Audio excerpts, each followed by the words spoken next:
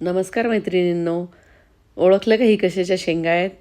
वालाच्या शेंगा आहेत. याला कोणी वाल म्हणतो, कोणी पापडी वाल म्हणतो. आज मी दाखवते टिफिनसाठी सुक्की भाजी. खूप चवदार लागते टिफिनसाठी किंवा घरी तोंडी लावायला पण तुम्ही खाऊ शकता. थोडंसं तेल, बारीक चिरलेलं लसूण. आता धुवून शेंगा घालायच्या आहेत.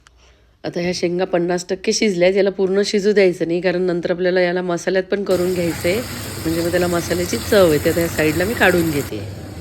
आता याच पॅनमध्ये परत थोडंसं तेल घ्यायचं आहे, जिरं मोहरी घालून घ्यायची आहे, कापलेला टोमॅटो कोथिंबीर घालून घ्यायची आहे, थोडासा मऊ द्यायचं टोमॅटो, नंतर हळद घालायची, तिखट घालायची आहे, थोडासा गरम मसाला घालायचा आहे आणि याला परत एकदा सगळं व्यवस्थित मिक्स करून घ्यायचं आहे. नंतर ह्या फ्राय केलेल्या शेंगा यात घालून घ्यायच्या आहे.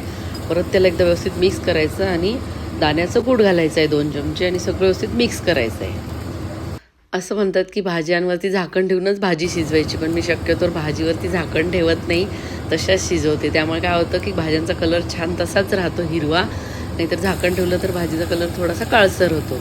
आता हे शेंगा थोड्या किंचित शिजण्याची कसर बाकी आहे. 5 मिनटं याला मी अजून शिजू देते आहे. 5 मिनटं झाले, आपल्या शेंगा व्यवस्थित शिजल्या आहेत.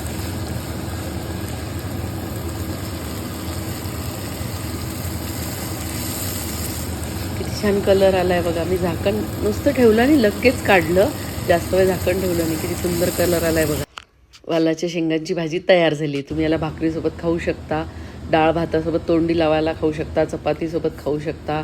टिफिनसाठी पण छान कोरडी भाजी आहे. टिफिनसाठी कोरड्या भाज्या लागतात ना, त्यासाठी एक चांगली भाजी आहे. माझी रेसिपी बघितल्याबद्दल धन्यवाद.